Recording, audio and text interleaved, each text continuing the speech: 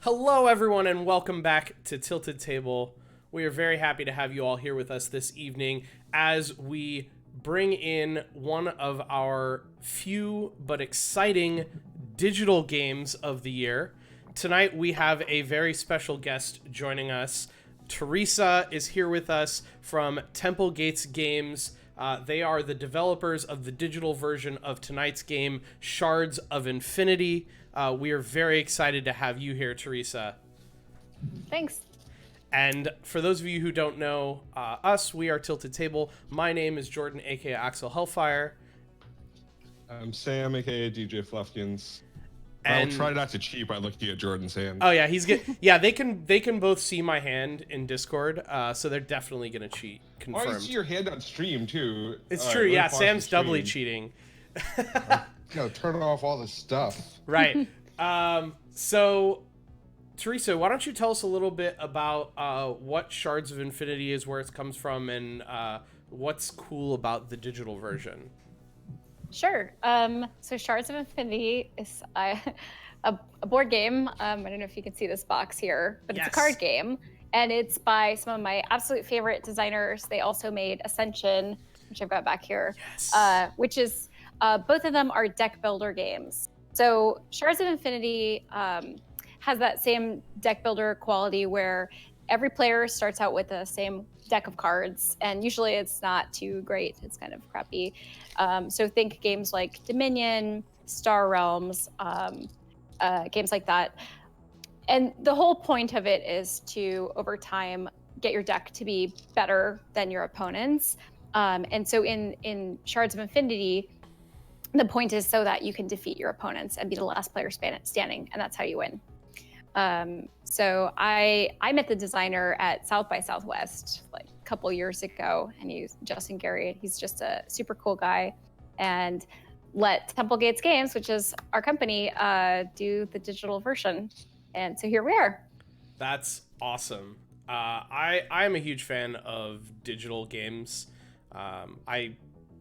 That's pretty much all I do when I'm commuting on my phone is I play digital tabletop games, because other games for my phone take too long to get into, or like they need a longer play session, or I need to always have headphones in order to play it, and tabletop games are perfect for me. So I'm super excited to check this out tonight. We are on the stream going to be showing off the Steam version of the game, but as I understand it is available for Steam, Android, and iOS, right? Yep, that's right. Mm-hmm. So cross-platform, you can get it on any of those, and it also has online multiplayer, which we'll be showing off tonight, and a really cool AI, which we're going to talk about a little bit more later. But for now, let's talk about what else we have coming up for this stream. One of which is a very exciting announcement, which is that we're going to be giving away some free game keys for Shards of Infinity tonight. So huge thank you to Theresa and Temple Gates for setting that up for us and for the audience tonight. We're super excited to be able to provide that to people who are hanging out with us on the stream. Also, if you want to get even more chances to win beyond what you're going to have in the stream tonight, we do have an ongoing Gleam that you can go check out at !Gleam in the chat. If I remember to update that, which I probably did. So go check that out, and you will have a couple chances to win because we're giving away some keys there. But we're also going to be picking winners throughout the stream tonight. So we're going to go ahead and open that up right now. If you have not done a giveaway with us in the past, here's a little bit of a primer of how that works, hopefully. And the giveaways that we do on the stream, you can buy tickets using tilts, which are the points that you earn from watching the stream. And the way tilts work is you just spend one tilt to buy one ticket, and you can buy up to 25 tickets in the giveaway, and that'll give you entries to have a chance to win, right? So that's pretty much all we've got going on. And I just realized that I typoed giveaway, so that was a really poor text explanation. Giveaway. I know. So yeah, if you all want to go ahead and enter the giveaway, it is open now. You just do !tickets and then the number of tickets you want to buy. If you are new to the stream and you don't have any tilts yet, you can get 10 tilts for free right now just for following the stream. You will earn more tilts as you watch the stream tonight. So stick around. You can buy more tickets. What? Kit with the 18-month resub. That is nuts. Thank you so much That's for that almost resub. a year. That's almost a year. Almost a year. Yeah, that's yep, that's almost a year. Sam, everyone, our resident mathematician. Look, if you're on Twitch right now, Kit, and you highlight your sub total months in the sub modal, it will say it's almost a year. Easter eggs. Easter eggs, yeah. So I built it.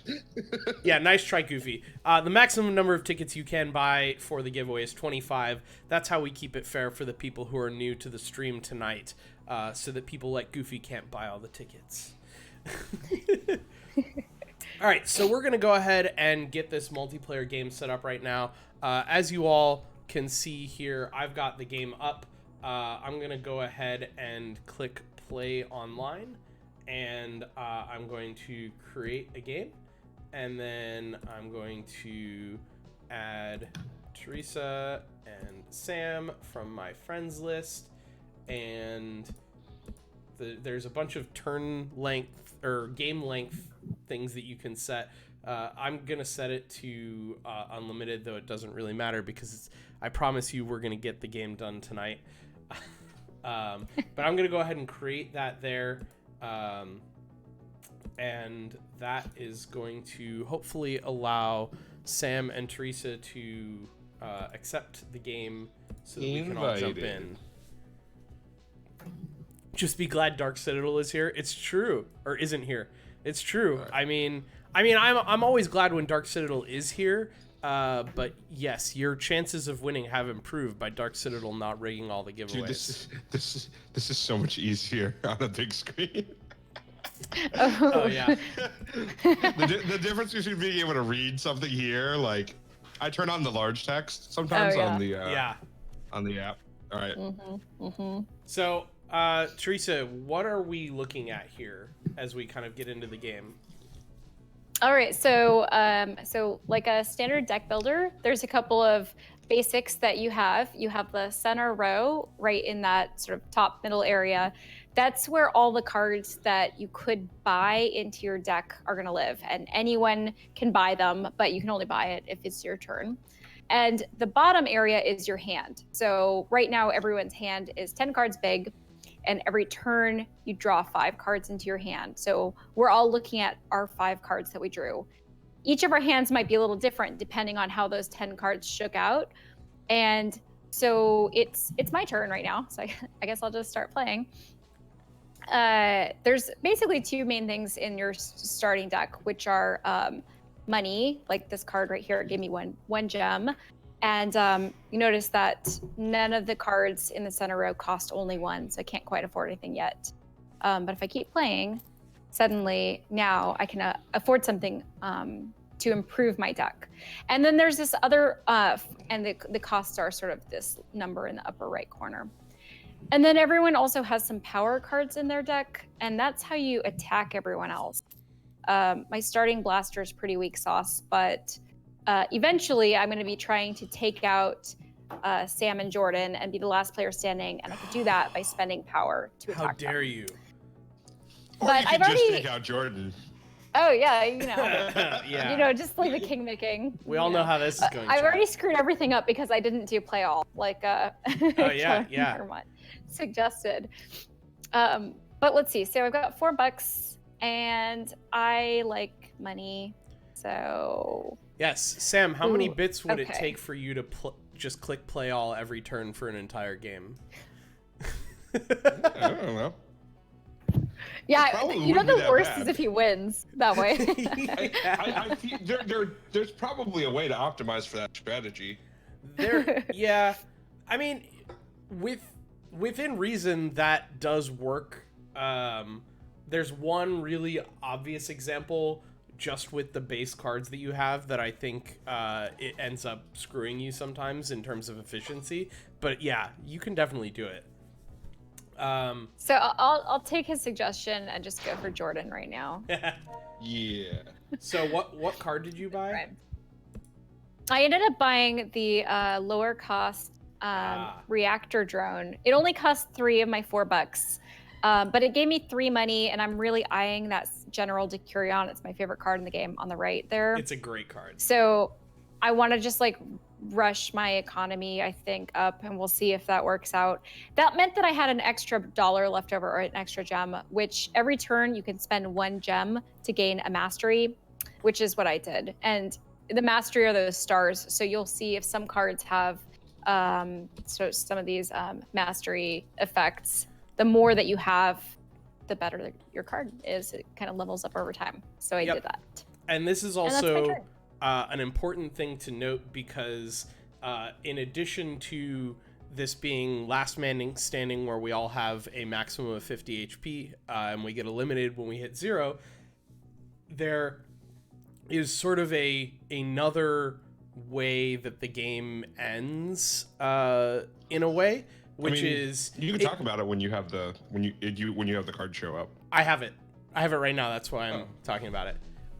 Which is that see, I'm not looking at your cards. I know you're doing a great job, Sam.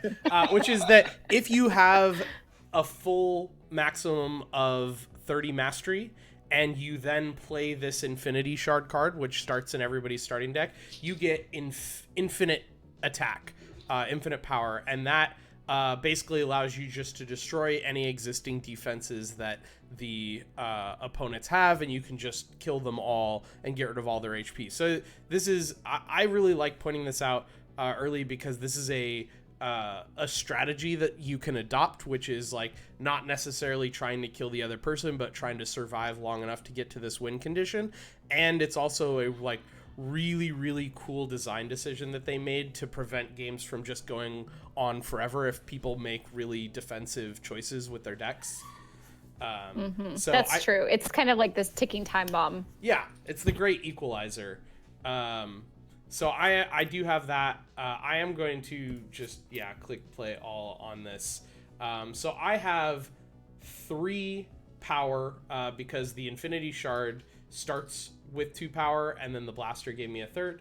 And then I have 4 crystals, or 4 gems, 2 from my crystals and 2 from my Shard Reactor, which is kind of like an Infinity Shard, but for gems. It gives you more gems the more mastery you have.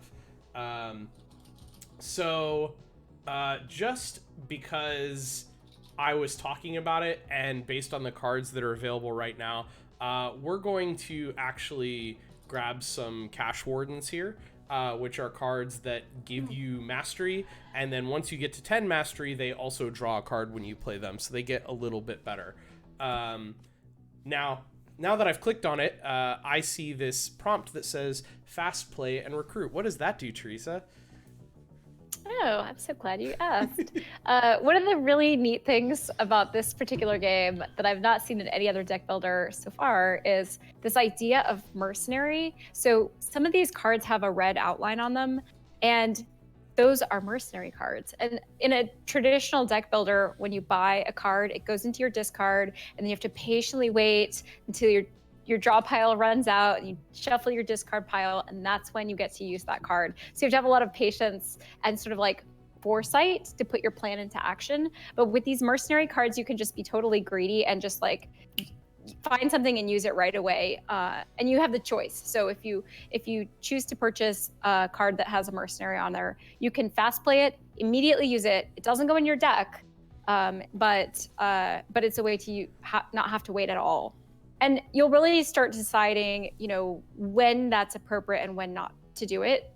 Like at the end of the game, you might not have the luxury of the time to wait for a card to cycle all the way through your discard, back to your draw pile, back to your hand. And if you can kind of go for someone's jugular, like with that Nil Assassin that just does 5 straight direct damage, you might want to just mercenary that and take them out for 5 if that's going to end the game for you. So there's some neat decision making there. Yeah, I love that, because it's a really good way to make people think about, like, is the value of this card that I can play it right now this turn, or is the value that I can put it in my deck and get it later mixed in with all the other cards? Which is also great because as you'll see later, we'll talk about like the different types of cards. There's effects that make playing things as fast play very valuable at times. So my choices didn't really change here, so I'm just gonna go grab both of these Cash Wardens, and we're gonna do some damage here, and we're gonna do that damage to Sam because he convinced Theresa to attack me. So I'm gonna go ahead and play all. I got what I feel like is a really suboptimal starting, because like you could eat the minimum you can start with a starting hand is 3 crystal, and I only have 3, so It's true. And you were the last player. Yeah, so... I was the last player. Your so I'm gonna your grab next the Shard turn will be Extractor. really good. Nope, that's not how this game works. It's not how this game works. I see a 3 damage to Draconarius in Jordan. your future. All right. So I'm going to try. I'm very tempted to do the play all strategy, but I think since I already didn't do it, I'll wait till the next game. And I'm going. But I do want to do that one. Okay, so here is one of my favorite kind of cards, which is a trashing card, the Umbral Scourge. I'm going to get that because I love cards that let me thin out my deck. I kind of don't even care if I win, as long as I can just get this perfect You're just deck like, my deck going. is fast. Yes, that's all I care about. So sometimes it's to my detriment. Okay, so now I'm gonna who should I attack? We can let the audience weigh in. Yeah, chat. Should we attack Sam?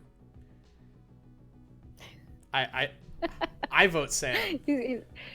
I'm He's losing. them. Jordan, I heard Jordan. Okay. Okay. Just Jordan. Well, I guess I'm buying a lot of defensive cards. I saw you got that mining drones too. That's a great card. I love that card. Yeah. Okay, Yeah. so I don't have a ton of choices here, but I do see this.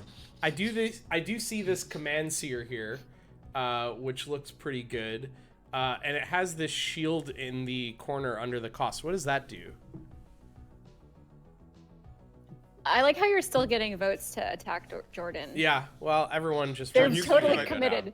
You kind of cut out. Did you want to explain the shield? Yeah, sorry. I was just asking about the shield, so that since this is the first time it had come up. But yeah, so the shield here on this card is it's a defensive card. So when this card is in my hand, if someone attacks me, I can reduce the damage I take by the amount of shields that I have in my hand. So this card has a defense of 5, but its defense will only be helpful when I'm holding it in my hand. But I am going to buy it because I can already see how this game is going. And I'm going to go ahead and focus, which is using my... what do you call them? Is it a hero champion dude? Oh, I think that is your starting character. Yeah, okay. Because I know these are called character dial. Okay. I would call it a character. Okay, so my starting character, Kosin Wu, we all have different named art characters, but they all do the same thing, which is you pay a gem, you get a mastery, which is the same thing that Theresa did on her first turn. So that brings me up to 2, so I've caught up to Sam in mastery. And then I end my turn. It's because I started with 2. Yeah, it's true. I hate you all. This is like really antithetical to my traditional starting strategy, but yeah, I'll pick that up. Neither of us were gonna get a hand of 6, so we couldn't take it from you. But like that's not like after the first 10, like it doesn't really. I'd rather have stuff to do. That's true. All right. I like the audience weigh in. What should I buy? Ooh, yeah. I need some help. This is how you don't have to buy the game at all. You can just play through me. Yeah, just play through Theresa. Any votes? I'm looking at Systema AI. That I like champions. Champions. Champions are this awesome thing where once you buy a champion, most cards are allies, but the one on the left and the right are champions, and they have a little bit of a different art treatment, so you can tell that. They go into play and they persist once you play them, which means they last across turns. Usually they'll give you some kind of ability, a lot of times an active ability, sometimes a passive ability. And basically you just get the benefit until one of your opponents knocks them out. And that's a really interesting choice you're making with that power. Your power, you can either take out your opponent or their champions. So do you want to go for their engine or their jugular? I'm not hearing anything too much. So I'm just going to go for System AI because I like it. Yeah. And I'll go for another focus. Nice. Ooh, and I'm just going to keep on wailing on Jordan until someone suggests otherwise. You've fallen into my trap card. Defense. I take no damage. Oh, gosh. Yeah, that's true. That totally worked. Yeah, see, now you have to attack Sam because you never know if I'm going to have that card. Except I have that card and now I won't next turn. Okay, so I have 4 to spend. Not super exciting. Man, the stuff that's available to buy right now is not... Buy it, Jordan. Buy it. It's buy not it, the stuff buy that it, usually do fits it, into my do it, strategy. do it, So do it. Do it. Here we go. You know what? I'm going to buy a Wraith Skirmisher. I was hoping for a better card to come up. And I'm going to buy a Nil Assassin, but I'm going to fast play it. And then I'm going to focus. And let's see, how should we split up this damage, chat? How should we split up this damage? We have 7, and in case we didn't mention this earlier, you can split that damage between your opponents however you choose. So it doesn't have to all go to one person. This is... The audience has spoken. Yeah, they want to focus Sam. There's something that the person who has no damage yet. Yeah, Sam, maybe you should focus the person that has no damage yet. I'm thinking, I always try and split the damage, but I think what we're going to do here, because of the lulls, is we're going to hit Sam for 6 and Theresa for 1. So I totally hit you both. I just wanted to get the first blood honors against Theresa. That's fair. Yeah, one of All the... right. Oh, go ahead. Oh, no, go ahead. Oh, getting rid of that blaster. So for those of you who wondered what that was, she just played her Umbral Scourge that gave her another mastery, but also allowed her to get rid of one of the cards out of her discard so that it is no longer in her deck forever and ever and ever. Okay, so I'm going to get another mastery here. That brings me up to 5, which is an important number for when I eventually get my Shard Reactor, since that now will produce 3 gems instead of 2. And I can buy some stuff. I think it's pretty obvious that I'm going to need this Spore Cleric a lot. And I'm going to then just go ahead and focus. And we're going to hit... you know what? I'm going to do Sam a favor. I'm going to hit Theresa with this one so that he knows that she doesn't have any defense. Yeah, see? Thinking ahead here. If you can expose someone's defenses to your other opponents when they know you might have defense, it's a good way to make sure that you're not the one who gets attacked, because people want their attacks to land. Do all the damage to Jordan. Got it. Yeah, that's exactly what I said. Well, one of the things that's neat about doing a digital app is we can decide to do things like, if you're playing in the real game at a table, and let's say I attack Jordan, he shows a shield. Then when on Sam's turn, Sam can say, well, I remember that Jordan had a shield, so maybe I'll avoid attacking him. But you have to really remember that, which sometimes is harder than other times. The nice thing with the digital app is we can just show that, so you can just look, once someone's revealed a shield, it's just on our UI, and ooh, I got the general diarrhea. I'm just distracting you with the Paid off. information about the game. Yeah. Ooh, an opponent has a champion that can be destroyed. Let me go back and take a look at that. Oh, If you yeah. have No. His big boy. exhaust gains 6. You get 6 power every turn, and it only takes 2 to destroy it. So that is going away. I hit Jordan last turn. I hit Jordan last. Okay. Well, now the tables are turning. And Jordan, I'm not going to focus you anymore. Okay. Another thing I want to point out for people, because this is a cool interaction between cards, is that champion that Sam had that was just destroyed also has an ability that says it can't be attacked if you have General Decurion in play. Unfortunately, Theresa just bought that card, so Sam is never going to be able to pull that off. But that's one of the cool ways in which these cards interact. There's a lot of them, so I wanted to make sure to point that out. Okay, I'm gonna go ahead and play my Cash Warden. Shocker. Gonna get 3 gems from my Shard Reactor. I do have a Wraith Skirmisher in my hand, which it normally gives me 2 power, but it would give me 6 if there's a Wraith card in my discard. There's no cards in my discard, which is why I did not play all.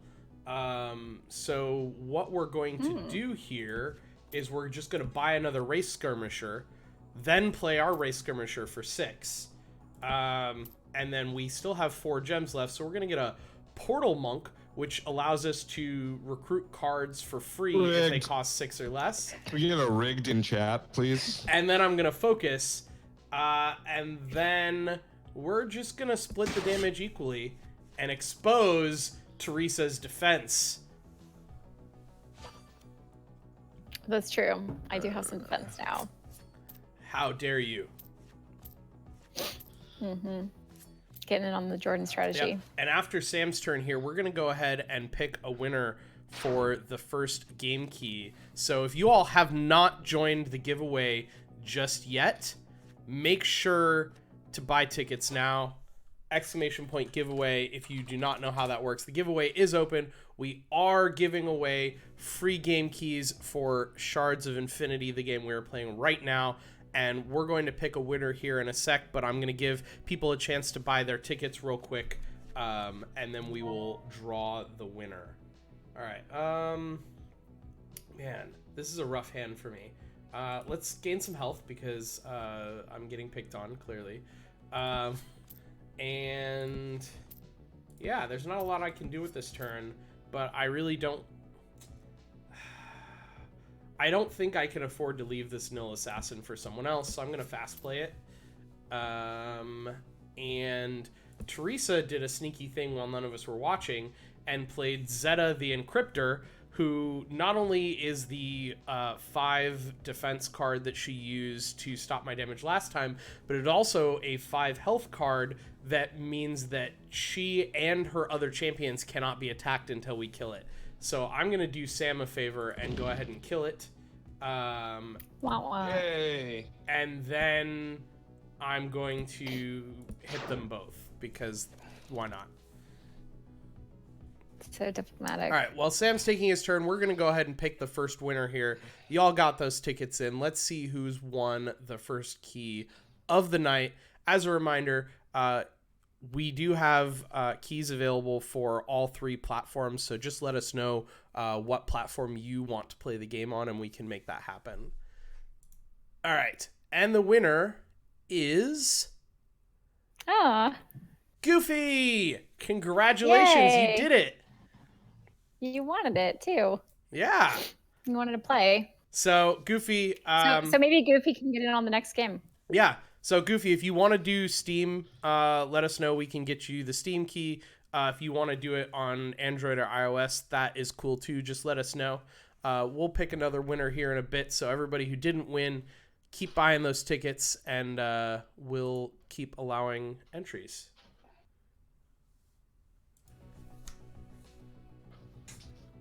All right, Sam. Who are you going to attack?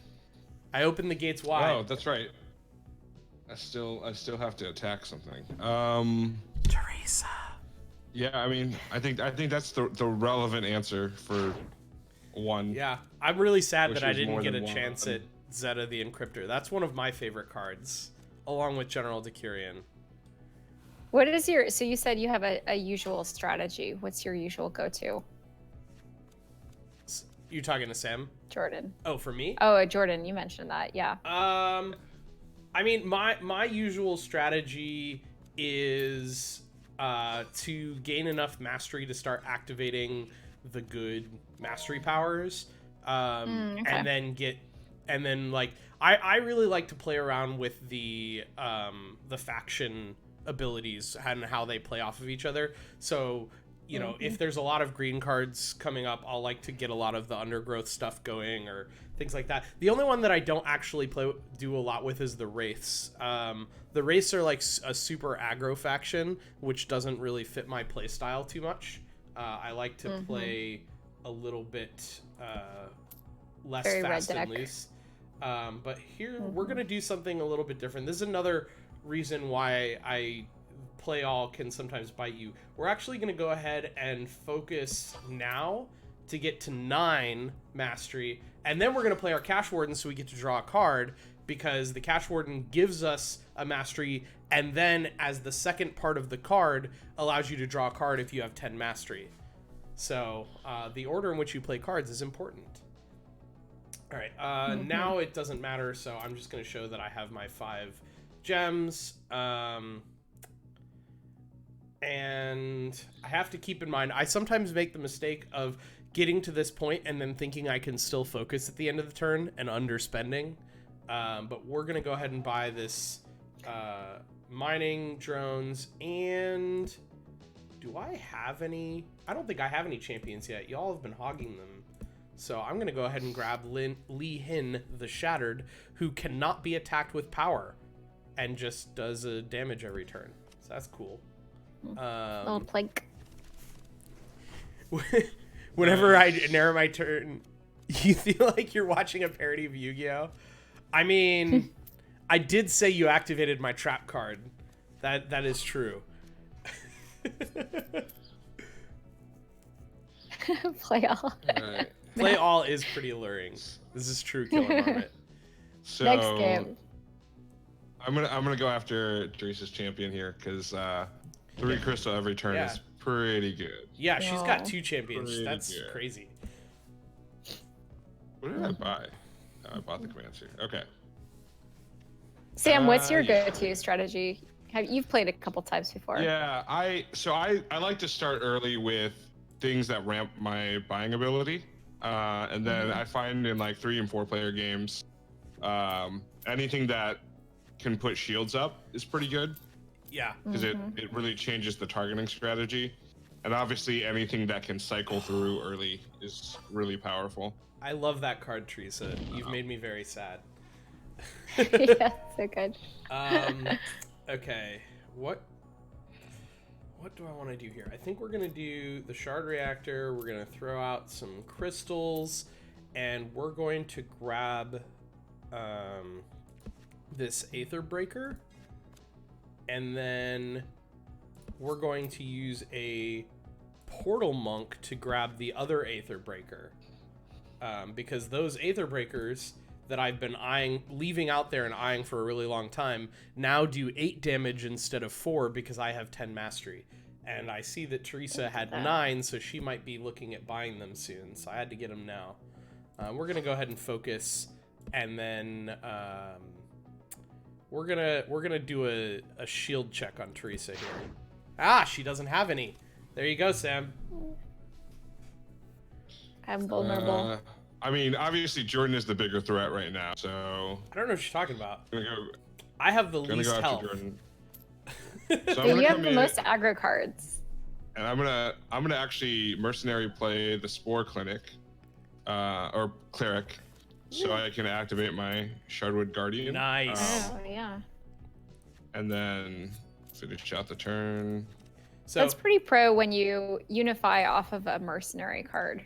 yeah, so here's exactly what happened, chat. So Sam had this Shardwood Guardian card that normally just lets him gain 2 power and draw a card, but it also has this Unify ability, which is a thing that Undergrowth allies do. And so if you've played another Undergrowth ally this turn or reveal one from your hand, you can gain 6 health. So what he did is he went ahead and fast played this Mercenary Spore Cleric from the tableau, and then played the Shardwood Guardian so that he could gain 10 health and get back to max. Pretty sick plays. Yeah. I think I am going to just split again. Even though Kill I her could kill champion. Theresa's champion, I don't think it's a huge threat right now. That's what you say. I'd rather put damage on the board. Teresa's gonna win by getting to 30 mastery, calling it now. I'm gonna have to 11. try. I know, but she has a Systema AI that gives her an extra mastery every turn, which is way better than my mastery cards.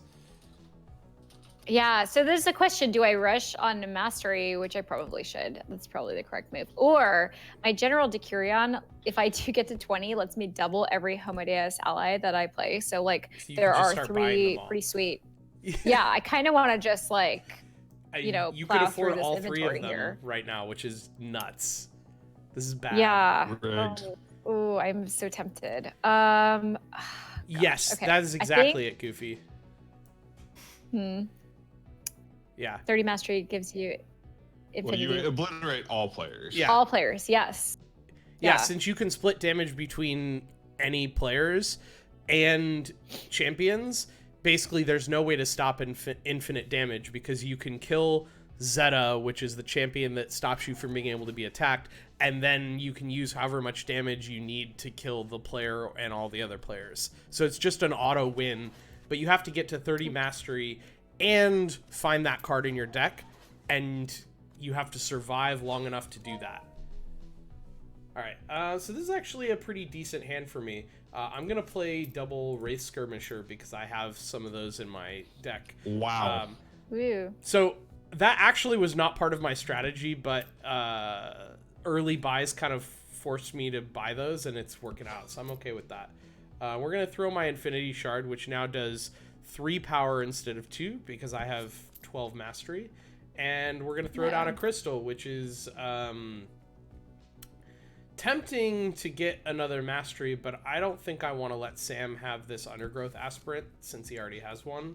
And now I need to do some damage, so I'm gonna hit General Decurion, and I'm going to hit Systema AI because I see that as a huge threat. And then I'm gonna split damage between them to show off all of their fancy shields. Yeah. I got 5 shields on it. Yep.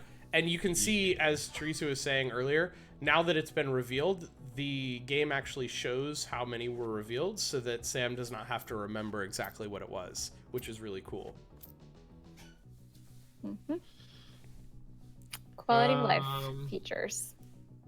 Ooh, I didn't even notice Sam had a Thorn Zone. Ah, rip. You just hate revealing mining drones, don't you? I fucking hate revealing mining drones. The only thing I hate more than revealing mining drones are kiln drones. What do you mean you hate? Because you hate revealing it. when you can't buy it. Yeah, I see. Yeah. Oh yeah, that's. I hate revealing portal monks more. Goofy, just shoot me a message on Discord, letting me know what platform you want, and I can get the key from Theresa and send it to you. Mm-hmm. Bum, bum, bum, bum. Oh, I don't have very much money. Oh well. Yeah, take that. You can't do everything. Okay. It's. All right. Well, we're gonna keep playing these Cash Wardens, drawn cards. And here's the thing I don't like about the Wraith Skirmishers is that sometimes you don't get the 6, or you feel like you're forced to buy something to activate them. In this case, there's nothing I can do either way, so I'm just gonna go ahead and play it. And there's honestly not much I can do with anything, but I think I might as well just buy this Ghost Willow Avenger, which is more damage. It'll eventually be really good at destroying Theresa's champions, but I don't quite have enough mastery for it, or I might consider fast playing it because she has really, really good champions out right now, and I'm scared. I know I literally can't attack her because she has Zeta, so I have to attack Sam. It doesn't even give me a choice. It's just like, you're attacking Sam. That's okay. Sam played the one card that trumps Zeta every time. Yeah, there's a detail where damage doesn't sort of like persist, so you have to either kill your opponent's champion wholesale or not at all. You can't just blink at it a little bit and then finish it off later. Okay. 5, and I could get to 6, but I'm pretty happy with the 5. So I will do this guy, banish you, and I can never get too much trashing, so I'll recruit you. Oh, and someone's got a champion. Goodbye. Yep. Steam key coming right up. Rip those champions. All right. Okay, I'm gonna grab that Steam key. I'm ready for this turn because this is probably going to be the most damage I do all game. I'm very excited. You did 15 in one round. Wait, did I? Not good. Oh, that's right, because I did do 15. I think this is still probably more damage than that. Yeah, that's not good for us. Okay. First, I'm gonna play my Wraith Skirmisher for 6. Then I'm gonna play Lee Hin the Shattered, which is gonna give me an extra 1. Then I'm gonna play both of my Aether Breakers. And then I'll just play a Crystal. I'm gonna go ahead and buy that Kiln Drone because now that I have Lee Hin in play, who cannot be attacked with power, Kiln Drones become really powerful for me unless Sam manages to get the combo that I know he has in his deck that destroys my champions. But I at least have a good... Yeah, it's your Thorn... The Thorn guy. Oh, that's the Unify destroys mine. So I think that's the only way to destroy it. Other than the other card. Yes. Yeah, there's that other card in my deck that does it as well. You're right. I have 23 damage to send out.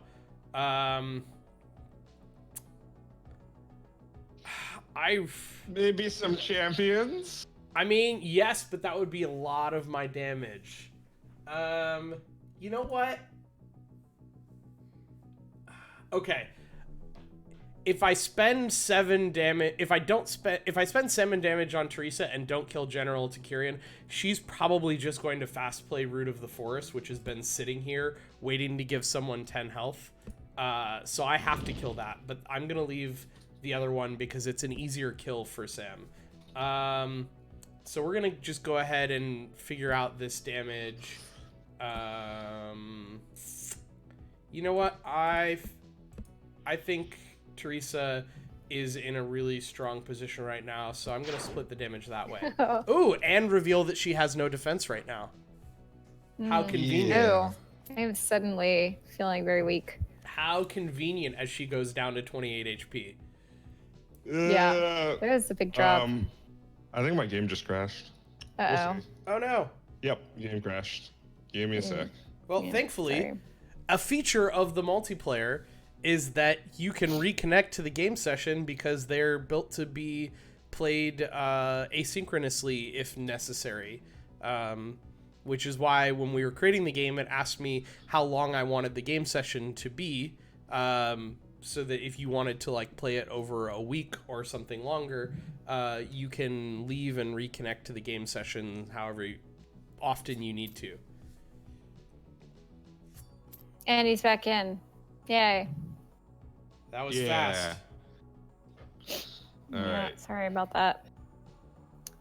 We'll be doing a patch with more fixes with the next expansion that we roll out, so we'll fix that up. Yay! I'm gonna recruit the big guy. Uh-oh. Damn it!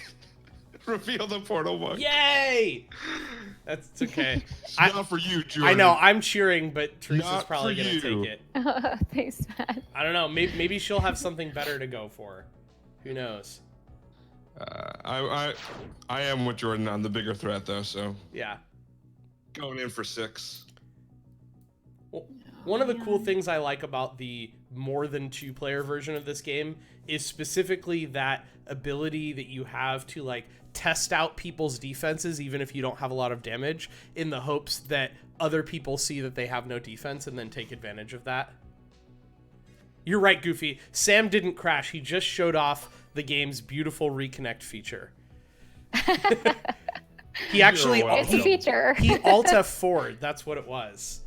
It was a quote-unquote crash. Ooh, she left the Portal Monk. Well, I think there's only one thing that we have to do here, chat. Wow. Can I get a rigged in chat, please? Honestly, this could be worse. This could be better for me. This could be worse for everyone else. If I had a crystal, I would be in a much better position. Unfortunately, in order to get to the 15 mastery that I need to pull this off, I need to play my shard reactor. So I'm down a crystal, because if I had 15, I would gain 4 gems. But what we're going to do here is we're going to go ahead and focus right away to get to 15. We're going to play our other Portal Monk, use it to put a Portal Monk in our hand. Can we say rigged? Chain reaction.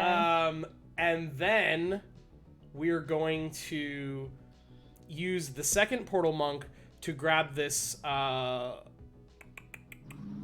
me see what I have in my hand. Ooh. Oh man, how? This is not cool. I'm looking at my deck right now, trying to see what are the odds that I can get to that Spore Cleric. There's 5 cards. One of them's a card draw. One of them's the Spore Cleric, and I could draw 2 of them. I think I'm gonna go for it, because I could get this Lashai Knight right now, but I think the Data Heretic is better for me. And I want to be able to buy stuff. So I'm gonna grab this Data Heretic, which lets me draw 2 cards. And that did get me the Spore Cleric, so that's gonna give me some health and allow me to play my Undergrowth Aspirant with Unify, so that I get 5 power out of that. And then we're gonna go ahead and play some stuff. We're gonna exhaust our champions, and I've already focused this turn. That's I almost forgot that. So we're gonna go ahead and spend everything we have left on the Lashai Knight and fast play it for 16 total damage. And I think I don't like the fact that Sam has 50 health right now. So I'm gonna split the damage in Sam's favor. They both had shields, but at least I did something. I did like 3 damage total or whatever. But it'll work. Yeah. And at least now I've exposed the shields.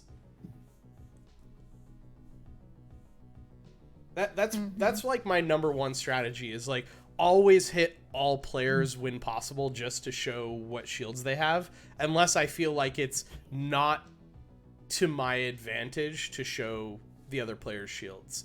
Like if I have no shields, I mean, the risk there. Yeah. Oh, Pop. Oh. Aww. Is the dog gonna play now?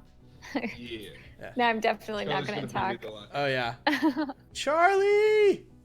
Woof. Aw, woof.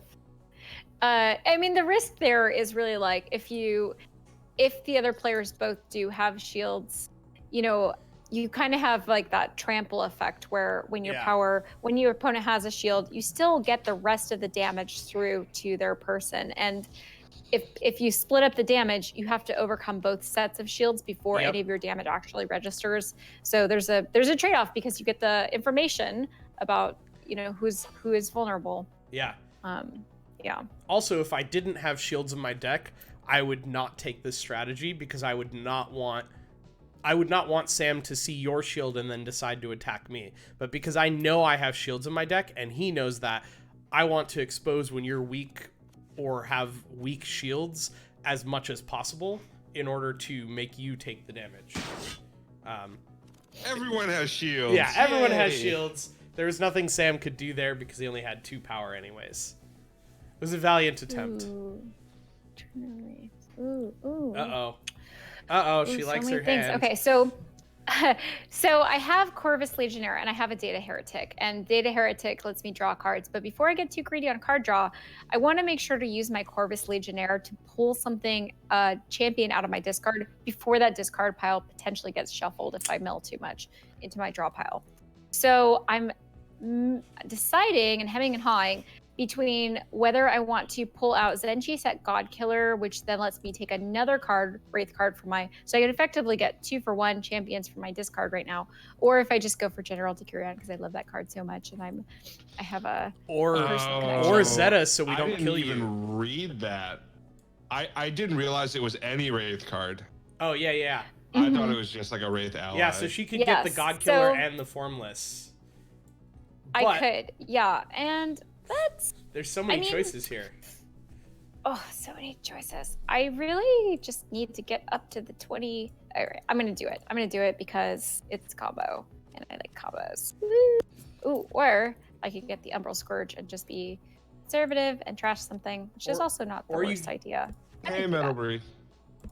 Yeah. Oh hey, it's Bree. Oh hey, Bree. Is this Bree of Evolution fame? Yes. Woo, cool. So interestingly enough, if you had picked your Soul Flare instead, you would have gotten to banish 2 cards before milling. Would I have my Soul Flare? You have enough mastery. Oh. Yeah. Well, I'm just not very good at this game, apparently. That is definitely true. Good thing. Oh, yeah, I can't do it now. Okay, well, for next time. Yeah. Oh, you have another Corvus Legionnaire. Wow. Wow. This is bad news. Just women in Legionnaires. This is why did we I'm let gonna her go get get them? that. Oh wait. To carry on. She had 8 gems in a turn. That's why. Yeah. Oh my gosh. And look at this. Here we go with the money. What? So I'm gonna die pretty soon. But I might as well have some fun on the way 10 out. gems. Okay, we need to kill her. Yeah. Death impending. Yeah. Well, let's take you and you. Our only wow. Yeah, definitely not letting you keep going with that. Yeah. Our only saving grace here is that she didn't use the Legionnaire to bring back Zeta and have extra defense off that. That's true. I'm gonna play my Cash Warden. I'm gonna play my Mining Drones. Oh, new character, Max. That's not the worst idea. Yeah, I can write that down. I'm gonna play the Shard Reactor. I need to do a lot of damage. Hey, Cerbic. Yo! Alright, here's what's gonna happen. We're gonna do this Data Heretic fast play, because then we get the Kiln Drone, which basically paid for it. We're going to... Oh man, we're gonna fast play this Nil Assassin. We're going to... Man, I don't know what I want to do here.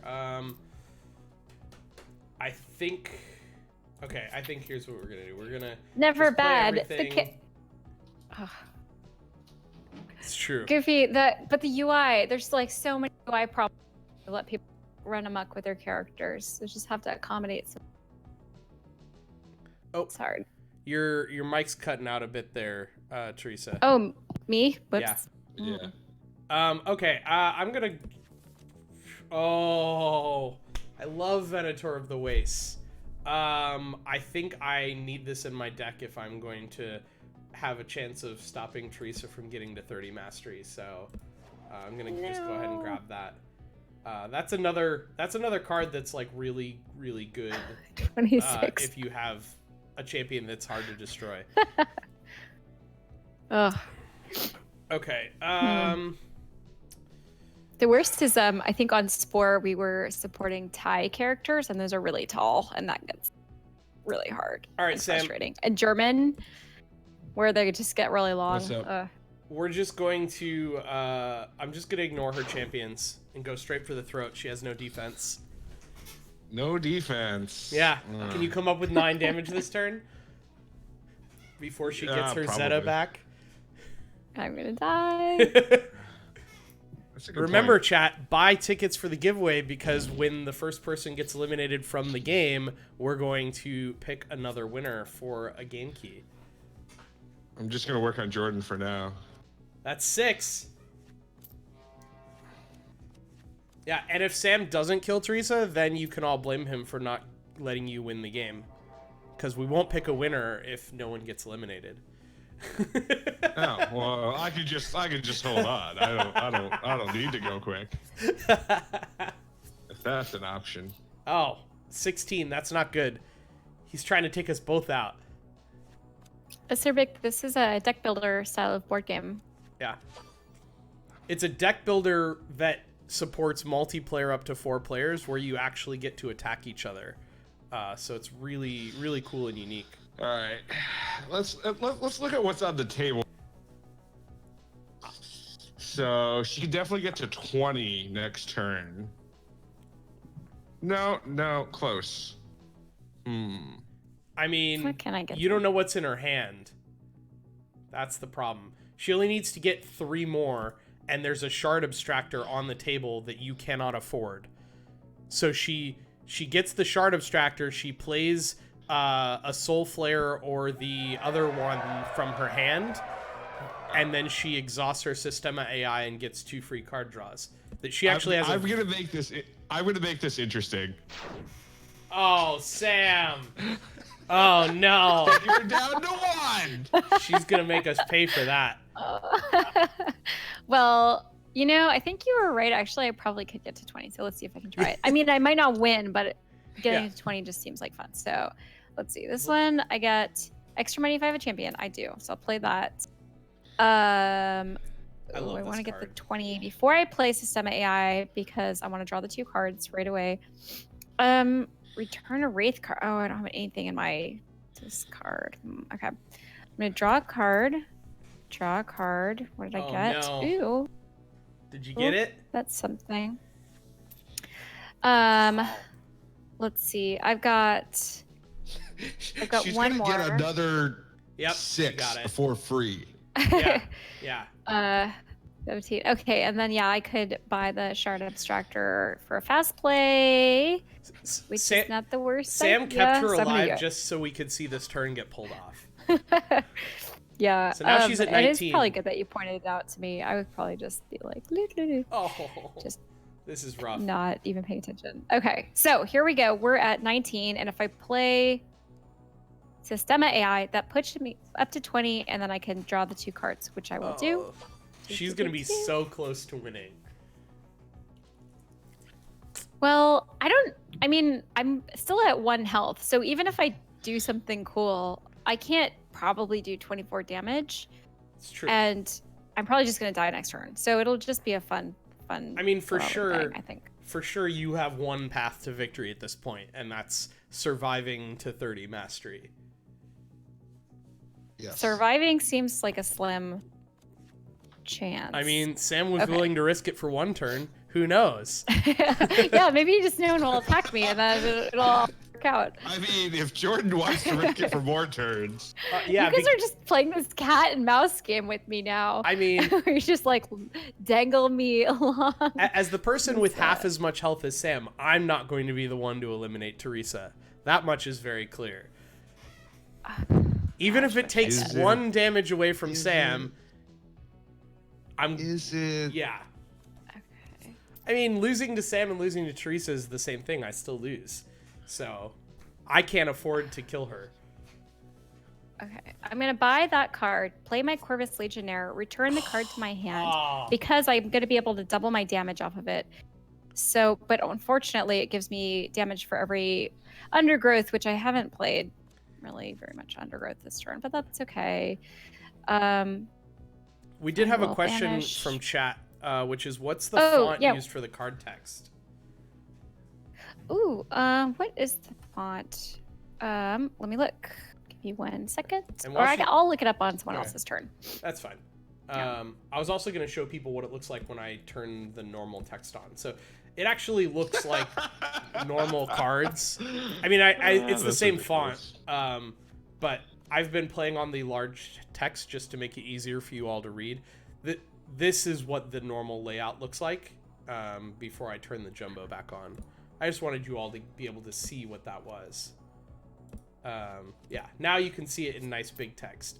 So that's a cool feature of the digital game that you can make the text larger for that. I do not believe there's a team mode for 4 players currently, Mr. Draco. There is not, but that sounds like a cool idea. Definitely worth. I would play it. Maybe getting into. Okay. Sam so and I would be unstoppable. let's see. I'm going to try to get some more damage here. I get damage for every Wraith card in my discard. So I'm going to buy another Wraith card just for the sake of having one there. Wow. And there's not another cheap one, unfortunately. So I think it's time to play this one.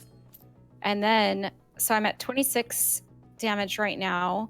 And then I'm Just going remember, to play... if you try and kill me, Sam's just going to kill you. I know, It's that is mutually the assured horrible destruction. inevitability here. But you could do 28 damage to Sam, and that would really blow this game open. Oh my gosh. Would it though? It would, yeah. though? Yeah. So so let's see. Okay, I'm just gonna. This is a risk, but I'm just doing it because Wow. I'll buy that because I like So it. Okay, much so now I'm gonna go mastery. for my double damage. So I have 60. She has 60. So, okay, I'm gonna take a risk here and hope that Jordan doesn't have any defense, which is actually probably pretty risky, but.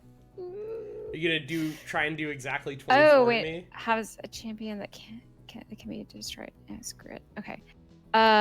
Yeah, I'm gonna try to do 24 Oh no, Sam's gonna win. to you and 36 to him. And Sam- but you know, you might have a shield, so you have them. So No, I definitely don't. I don't have my shield. It's in the Okay. discard. I'm out.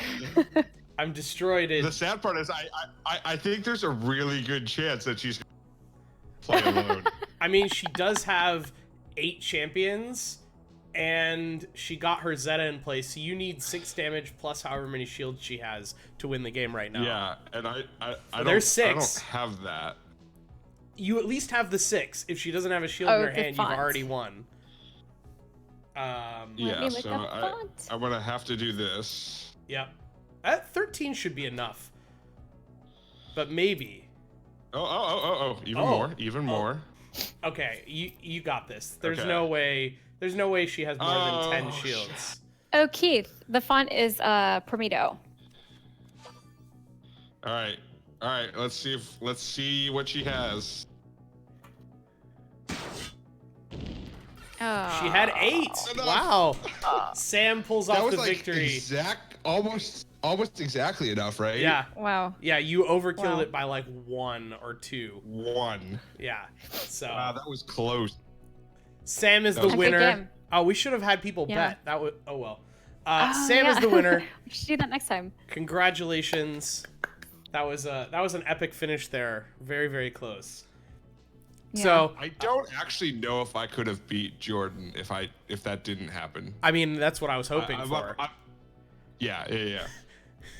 So I feel like I made the right call to let the Oh yeah. To let, oh, let that's Theresa have right. another turn. Yeah. That was totally strategy right Yeah. there. I was trying to get Sam to kill Theresa, and I was trying to get Theresa not to commit suicide on both of us, and it did not work. Because I definitely, even though I only had 16 mastery, I felt like I was in a good place for having enough healing to survive Sam's attacks while I tried to get to 30. My goal was to try and get to 30 mastery. I don't think I could out damage Sam, even though I had a couple big turns, just because, like, Sam, you had a lot of health gaining cards as well. So that would have been a tough match. But congratulations. Yeah, All right. Congrats. Woo!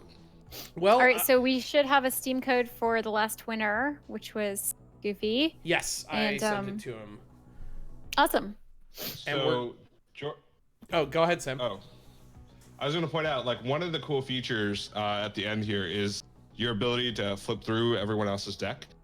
And And I thought that was like really cool because when I was getting like dominated by the AI, it was really helpful to be like, oh, this is what they're buying. And yeah, it was really cool. Taught me how to play the game. Yeah. Oh yeah. Yeah, and you can do that even also like while you're in a game. If someone's completely decimating you, you can open up their little opponent summary and look at the deck that they have. It's not in the same order as their actual deck, so you can't like see what they're gonna play, but you can see everything that you know that they bought. Right. Yeah, you can see their discard and you can see what's in their deck. You just don't know what's in their hand. But it'll be listed. It's listed as part of what's in their deck, right? Yes. Yeah. Cool. Well, the deck includes the deck. The deck will also include their discard.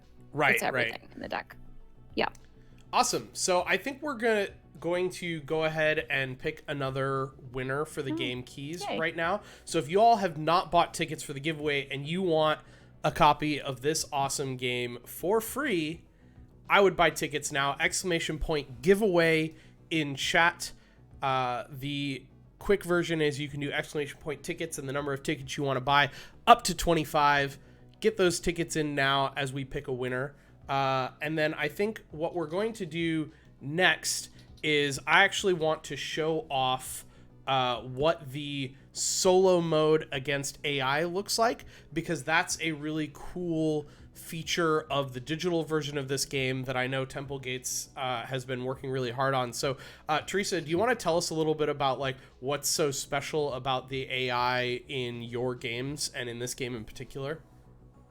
Yeah. So in a lot of board games out there, people use kind of conditionally scripted AIs that basically the developer just says, well, here's what I think is the best play that it should be doing given this scenario, and go ahead and do that. And the problem with this model is that it doesn't really capture a lot of like really nuanced scenarios. But what we've started doing in our board game apps recently is moving into a machine learning model for managing our AI decision making.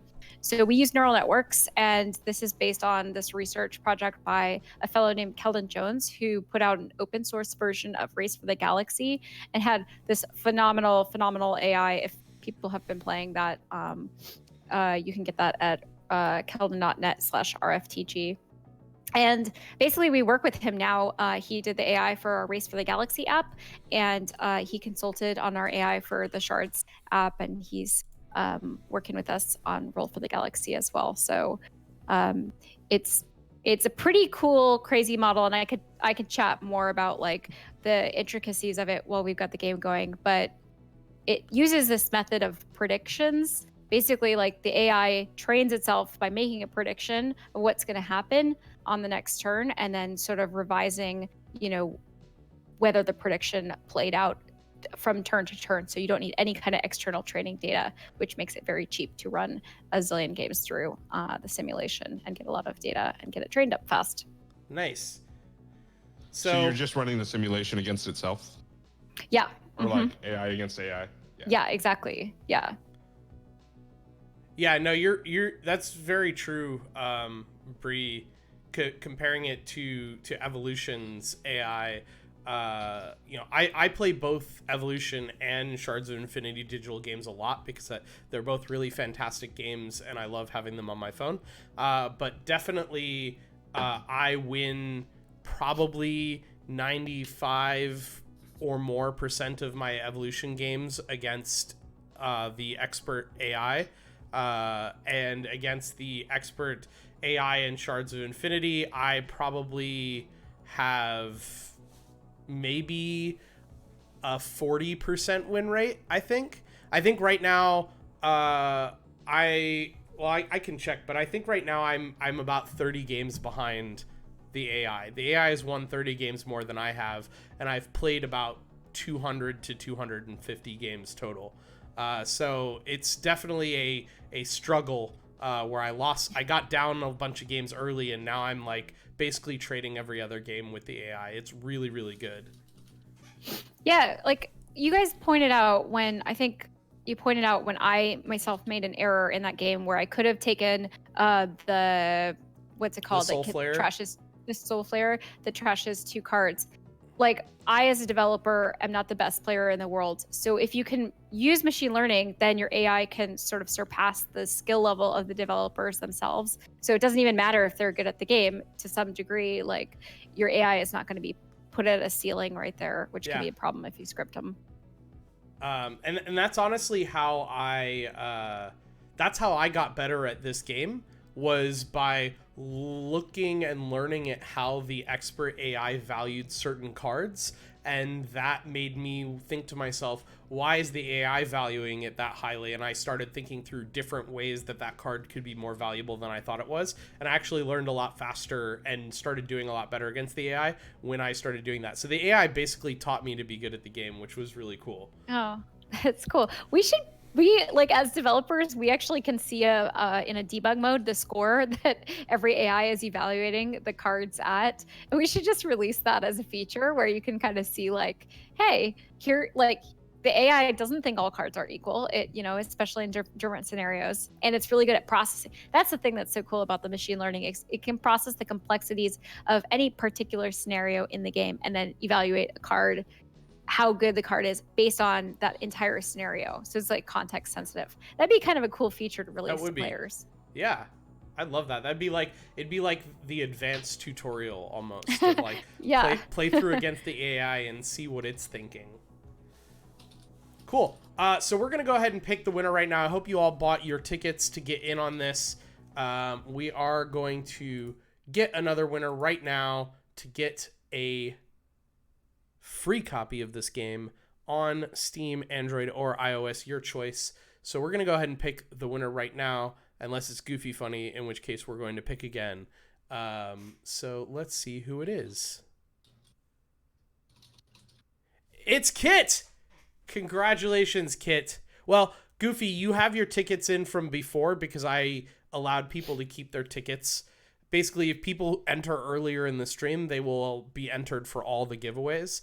But the giveaway bot doesn't have a way for me to remove someone's tickets without resetting the whole thing. So technically, you could get drawn again, and I would just repick it. So, Kit, you've won. You won an Android key. We will get that sent over to you. Just shoot me a message on Discord, and I'll get that sent over to you in a bit.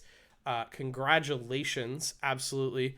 For those of you who have not won yet, if you want even more chances to win beyond what's going to happen later this stream, do !Gleam in chat. We're giving away, I think, 3 more keys through the Gleam. So that's another way to do that. All right, Jordan. I think I want to see some betting action on this. Oh yeah, against hard AI. Okay, yeah, no, this is good. Especially because we just talked about what my record against the AI was. I want to see people bet on whether or not. I mean, luckily you've had practice. This is true, yeah. Like it's not. If it was like the first time playing, I would definitely bet against you. Oh yeah, especially 100%. If we were playing against the hard AI. Although hilariously enough, I'm gonna admit this. I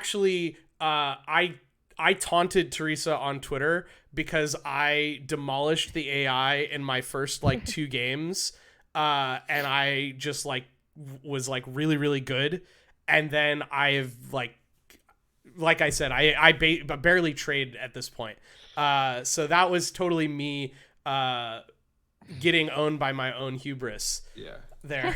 while Jordan's setting up the betting, the one thing I noticed, so I was practicing with 4-player hard AI, and my record against the 4-player hard was 10-1. Because like at 4 players, there's a lot more options. The thing is, my record on 4-player against the medium AI is 5-2. Like medium AI seems to actually do better on 4-player for some reason. Yeah. One thing we're gonna do is more passes on training the hard AI in a larger multiplayer pool game. That just doesn't have as many passes, and it just could use more. That makes sense. I definitely And then I'll stop playing the game. yeah, right.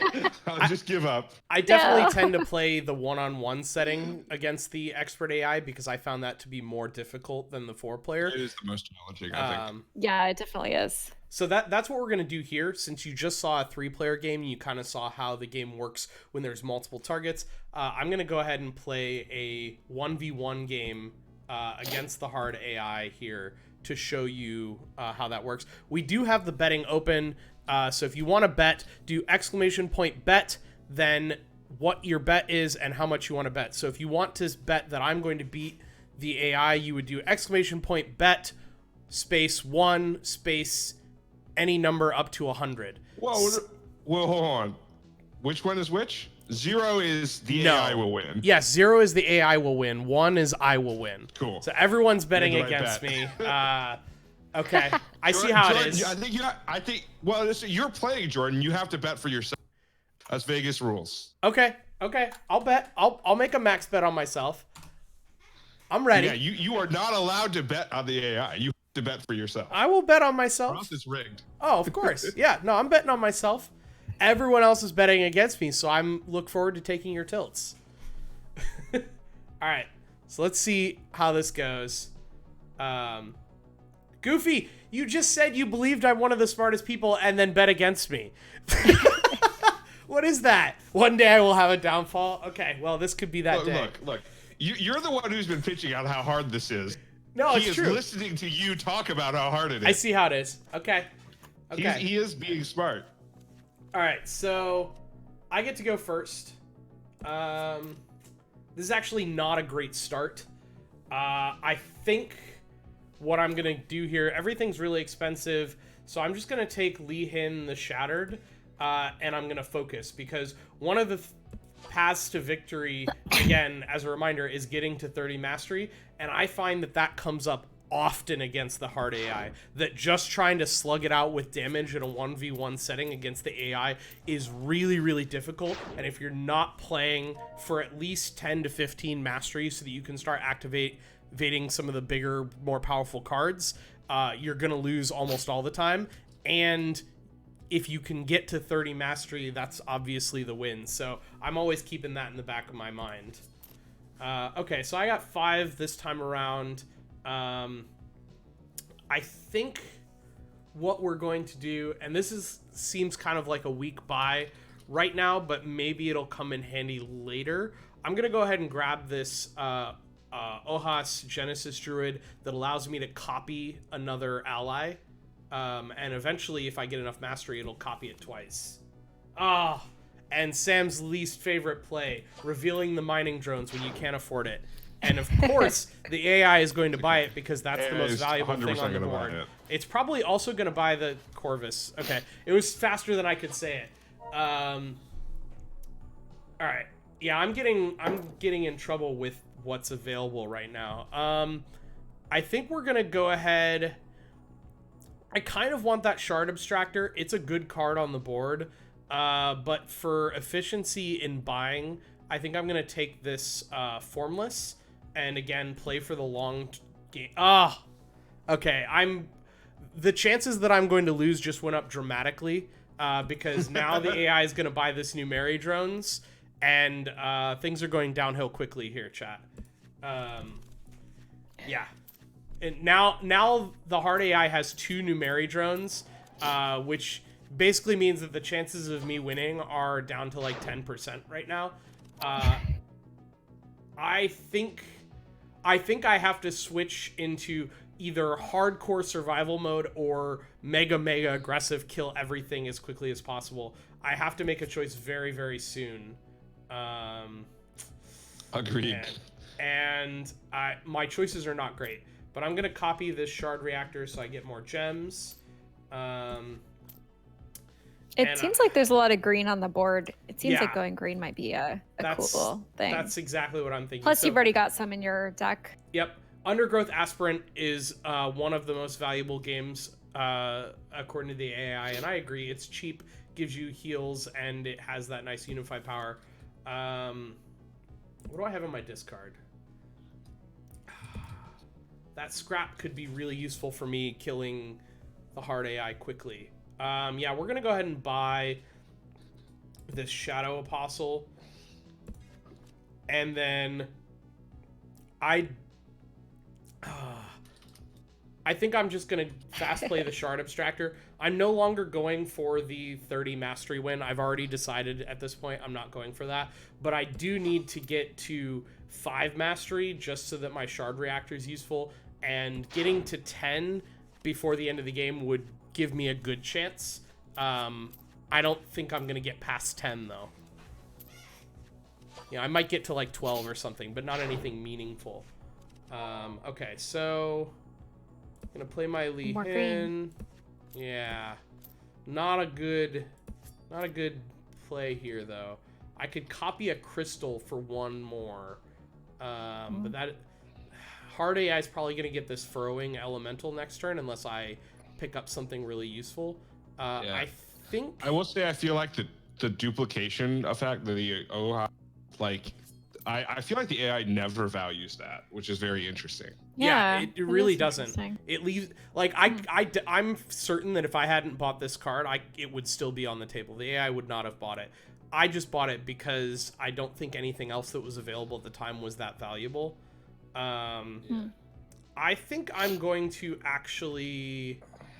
All right, if I'm going aggro here, then the play is to buy this Nil Assassin and then copy it with the Genesis Druid. And that gets me to 13 damage. Also, because I'm going aggro, I have to give up on ever killing these Numeri drones and until I get to 15 and can play this Ghost Willow Avenger if it's still available. And I just have to go straight damage and hope that those champions don't kill me.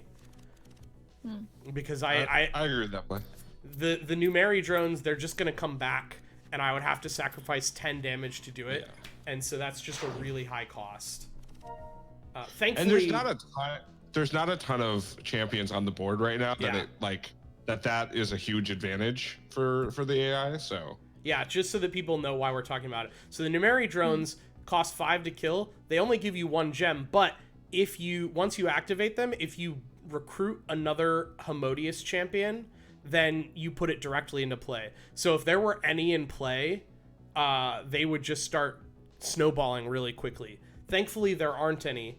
I might try and kill them if like General Decurion comes up or something like that, and I want to stop them from immediately getting that card. But right now, I think I just have to leave them and go for damage. I do get to go ahead and banish that card. Go ahead and exhaust these. And here, I think we're going to go ahead and... Oh, man. I think we're going to fast play this Venator, especially because its Inspire ability is available right now. So the hard AI will go back below 5 mastery, which is actually pretty valuable. And it gives me you can tell the Inspire ability is available because it was yellow. It highlights yellow. So anytime a combo is going to kick off, it highlights yellow. You just see that shorthand. It's pretty awesome that it does that. All right, and then we're just going to put this 9 damage straight to the face of Skynet. To the face.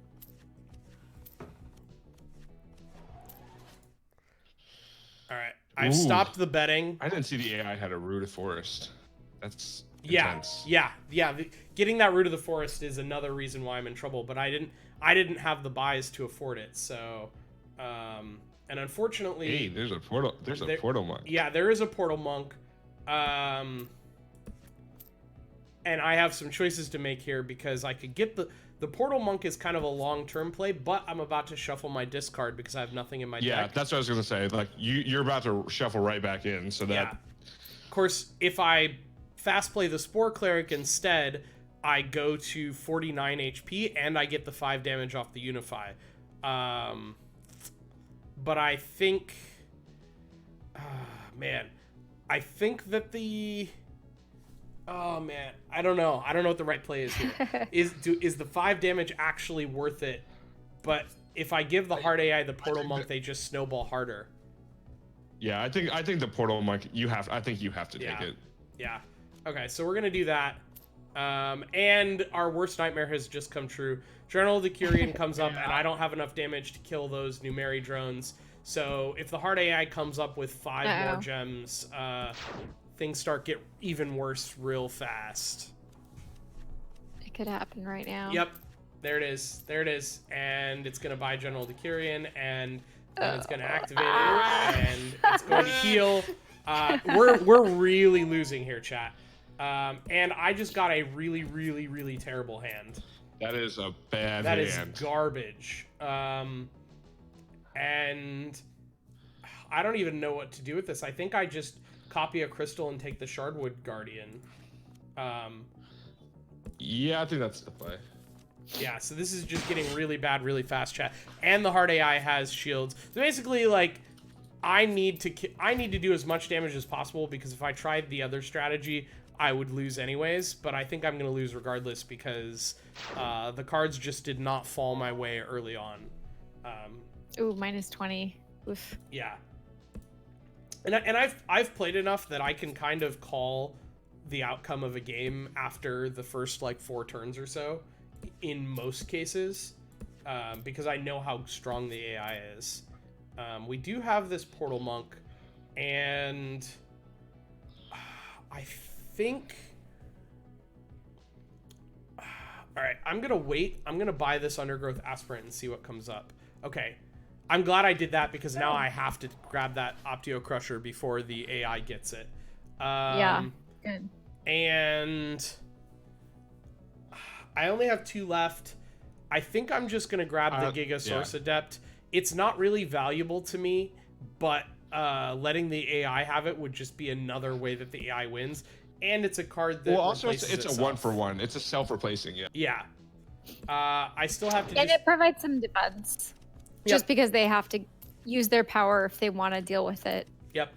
Also, for those who haven't noticed, in the last couple turns, the AI went from all the way back to full health. So this is going really, really poorly, and we're probably going to lose in 1 or 2 turns now. Oh, wow. He has an Ominous in play? Ooh. Yeah, this is bad. This is very bad. This is actually one of the worst games I've ever played against the AI, so I'm glad we're doing it live, you know. Oh. So, yeah, there's literally nothing I can do. I don't have enough gems to buy anything valuable, so I'm just going to grab this Kiln Drone and see what comes up, and it's not helpful.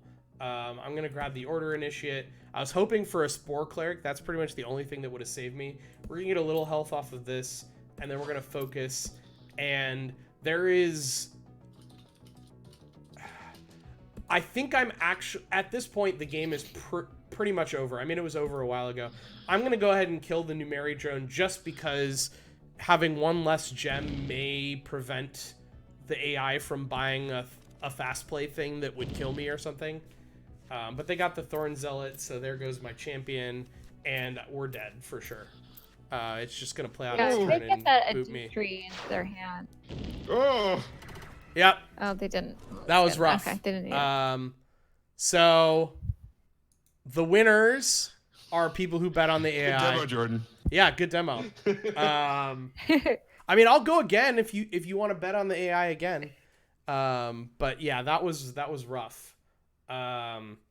So yeah, that did not go well. As you can see, the AI is very, very strong, which just underscores all of the great work that Theresa and the team at Temple Gates have done. That was really, really rough. So my recommendation is, if you're getting this game, start on the easy AI, start in the multiplayer setup with more than 2 players, and then basically work your way up. Do like 4-player, then 3-player, then 2-player on easy. Then as you feel comfortable with that, go to medium 4-3-2, then go to hard 4-3-2. In my opinion, that is the way the difficulty scales in this game because of how the AI thinks. The AI is strongest when it has only you to focus on and doesn't have to decide who it's attacking. So, I think that's definitely one thing. Like Jordan and I talked about this post show in our last stream, and yeah, one thing I noticed is I've come back from being at like 6 health against 3 hard AI, because they start attacking each other instead of finishing me off, and then like I can go all the way back to 50.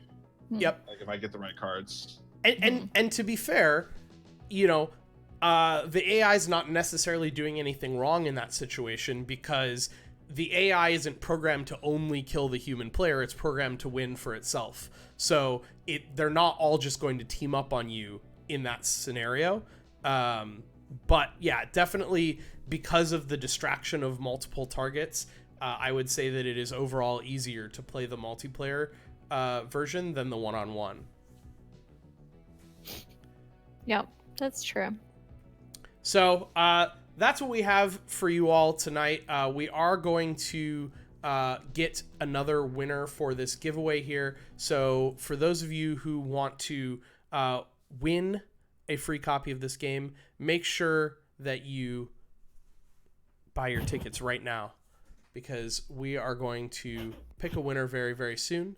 So buy some tickets, get in on that. If you haven't bought tickets yet, it's !tickets and the number of tickets you want to buy. And as we said before, there are more ways to win through our Gleam, !Gleam. And you know, we're probably gonna do another game in the post show just for funsies. But we're gonna wrap up the mainstream here real quick, because we're coming in on our normal 2-hour mark. But we do want to get this giveaway here real quick before we go into our post-game review section. So I'm going to give people a couple seconds more just in case they want to buy tickets, and then we're going to pick a winner. All right. So virtual drum roll, please, chat. Let's see who has won the game. And it is not Goofy, because he already won. We're going to repick that. It's Mr. Draco. Congratulations. Yay. So, Mr. Draco, congratulations on winning a copy of the game. Just let us know what platform you want the key for, Steam, Android, or iOS, and we will get that sent to you. He did have tickets. Steam? Awesome. Steam. We'll get you a Steam key for that. And then Kit, I will send you your Android key here in a bit, just because I haven't been paying attention to that. Keep buying tickets, though. Here, we're going to open it up again. We're going to do one more giveaway here at the end of the stream. So buy your tickets. You're going to have one more opportunity other than the Gleam to win, and that is going to be the last giveaway that we do for the night. But let's move into our review section. So the first thing that we always talk about is the design of the game. So we're talking about the look and feel, the art, that sort of thing. Sam, do you want to start us off on this one? Yeah, I mean, I've been playing this for a while, and like green, so I see a lot of the art. You're cutting out, Sam. Okay, hold on a sec. It was probably just the voice activity on Discord, maybe, if you're like farther away. I'll turn that off. Okay, cool. So basically, yeah, what I was saying is I've been playing this game on iPhone, so I haven't gotten to really see the art. Now that I'm playing it on a bigger monitor, it looks really cool. Cool. I really enjoy it. I think like a lot of the details that are hard to pick up on in the big, like in small screen, are a lot clearer here, including like mercenary stuff, like what's undergrowth, what's an ally versus a champion. Like all of that is far more clear up close. So I really liked it. Yep. So that's like a 4. I Yeah. don't know, 3 to 4. Yeah, I'm a 4 as well on our 5-point scale. I think the game is really pretty. The art is obviously really good. You have a lot of just really nice cards. The design of the app itself is also just really nice. Everything just looks really, really cool. I love the sort of animation that goes on in the background of the game as well. That's kind of always running there. So overall, yeah, Props to I would Chris give it a 4. Haga. He did that. Nice. Next section here is accessibility. Sam kind of already touched on that a bit. I do think that, there are some instances where it's not always clear to me what faction something is, because color is the primary indicator for that. And so for me, I would have loved if it was a little bit more obvious which faction something is other than its color. I think that there are maybe some things that I haven't picked on that indicate that, but there's definitely some symbology going on in some of the card design that I'm not clear what it means. Like there's these little 3 dots in the bottom right and 2 dots for this one and 1 dot, but I don't know what that means. That is the scarcity in the deck. That's how common the card is. Cool. Yeah, that's not very clear though. If you don't know that, that's what that is. That's a really cool thing to know. I like that. Maybe it'd be cool to have says an anatomy of mercenary. a card, like a breakdown somewhere. Yes. Yeah, that'd be nice. That would be fantastic.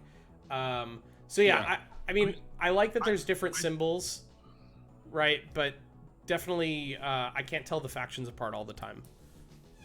Yeah, I think there's a lot of thematic elements that help tell that, but you have to play for a while and pay a lot of attention to really understand those thematic elements. Mm-hmm. Yeah, I think that's true. So I would personally give it a 4 for accessibility, because I think most things are really, really clear. And even on mobile, I can long press a card to get the text at the bottom that actually says the faction on it. So when I was learning the cards, I did that a lot. But it's really just the color of the factions, not having any other symbology that makes them super obvious was the only thing for me. Yeah. We've gotten some feedback about maybe adding a symbol there too. If that could be something. Yeah, it'd be really cool if there was space for it somewhere to, under the name in the left or something like that, to just have a little unique symbol for each faction. Yeah, I could see that also for colorblind sort of help. Exactly. Yep. Yeah, even if it was a thing that the app did as a settings option that you could turn on, that would be enough. Colorblind. Yeah, mode. I like that. Yeah, write that down. Which which really could just be how other digital games do it, right? Yeah. Is you just switch to certain color palettes that are more distinct. Mm-hmm. And we could do that technically because all the cards are generated on the fly out of component pieces, which is how they can kind of switch in size depending on the context of them, which means we could also tint the colors more. Nice. That's really cool. Yeah, for me, with my particular mild colorblindness, the undergrowth and Homodius colors are not that dissimilar. They're easy to confuse. Oh, wow. Yeah. So the other ones are not as bad, but those two in particular, I get confused with a lot. Yeah. All right. Next, we're moving on to the sort of game itself. I think the first category is learning curve. Do you want to take that one, Sam? Mm-hmm. Wait. Can you hear us, Sam? Oh, you're back. I'm back now. Okay. I'm back. Yeah, it cut off for a sec. Yeah. Oh, did I go spinny red circle thing? Maybe. Anyways, we were just talking about learning curve. If you had anything you wanted to say about that. Cut out again. It's just the AI really doesn't want us to know. Wait, am I the one who's cutting out, or? Yeah, I think you're cutting off. Yeah. Okay. Every time you say learning curve. Yeah. I think the learning curve is really good. So when I first started playing this game, I played on easy, then I went medium, then I went hard. I think the thing I didn't realize was hard 2-player is the hardest. And not and I probably could have eased in with hard 4-player. I think this is really like any deck builder. The thing I like about this is the mercenary mechanic. I feel is more accessible than the what's that other game? Star Realms? The Star Realms discard mechanic. Yeah. Because the idea of I bought this card, now I'm discarding it for a feature. feels a lot worse than like, oh, I'm just buying this for this feature. I think some of the like more pro moves that are a little bit less obvious in the game do kind of bring it back a little bit. So what I'm talking about is it takes a while to know that, oh, when I play this card and it increases my mastery, if it increases my mastery above the mastery that it needs to do its special feature, that happens also at the same time. Yeah. And that's something you just play through. And also like knowing that the mercenary effect also triggers some of the order like combos where, you know, once you've played one of each color, like you trigger an additional effect. Not knowing that goes into play is also like weird. But that's good complexity in the game. So I'm a solid. I'm like a 4 because it's not it's like difficult to master, but it's easy to pick up like the basics of the game. Yeah, I'd agree with that. I actually imagine that playing the physical version of this game makes it a little bit easier to understand that fast playing mercenaries triggers the abilities because you're physically putting the card into play with all the other cards you've played. And yes, the digital app does that as well, but the concept of like things being in play when they've been played is harder to convey in a digital setting. But yeah, I would definitely agree that I'm a 4 on learning curve. I thought it was really easy to pick up, and it's really easy to ramp into some of the harder, more pro strategies, and you don't need to understand them right away, especially because the digital version has this AI that can ramp in skill with you, which is really cool. All right, what do we have next? We have complexity. Yeah, so for me, I think this is actually not an overly complex game in terms of like what you have to keep track of. It's not super simple, but you know, you have your health and mastery level, and you have your opponent's health and mastery level. You have the champions in play, and you have what's in your hand and what's in the tableau. And beyond that, the only other thing that you're really tracking mentally is kind of what the other person has in their deck and what kind of deck they're building. So for me, I would say I'm somewhere between a 3 and 4 on complexity, because I find it, for me at least as a deck builder, I find it not too bad to keep track of all of that. But it's, you know, there is a certain set of things that you do have to think about. Yeah, I'm pretty much in the same boat. Maybe leaning higher, like solid 4, possibly 5. The thing I'll note here that's just again a byproduct of the hard AI is like learning really quickly that you need to pivot a strategy. I think a lot of the deck builders that I've played in the past, you can more or less rely on a single strategy, and unless the cards go really in the wrong direction, you can win with that strategy against the AI. So the fact that here, if you see like the AI picks up a couple things early on, and you saw like Jordan was trying to go very aggro after seeing what the AI had picked up. Like that's a very like different thing than in I think a lot of other deck builders. So I think it's a solid 4, maybe even a 5, depending on how badly you want to win. That's right. You kind of have to be really reactive, and you can be, and it makes a difference. Right? Yep. And that kind of leads us into our next category, which is strategic depth. For me, I'm a solid 5. I think that there is a lot of depth in this game. I mean, just as you could see as we were talking through the multiplayer game, as well as the solo game that I did against the AI, there's so many different things you can be thinking about. There's so many different potential strategies that you're thinking about playing. You know, a lot of the game evolves around what shows up in the tableau and is actually available for you and your opponents to buy.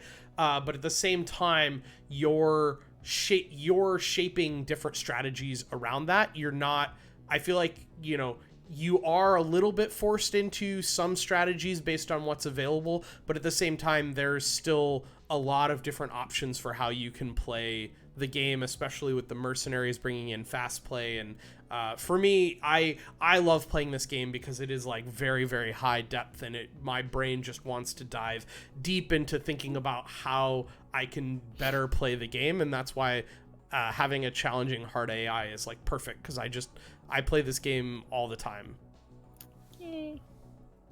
Yeah, I'm same way. I think 5 definitely. Like there's a lot that you can play with and understand.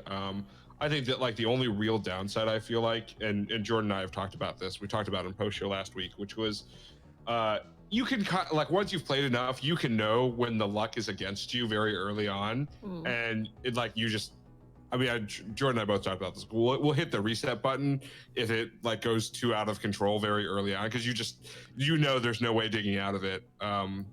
So but I think that's like a game balance thing. So that's it's not.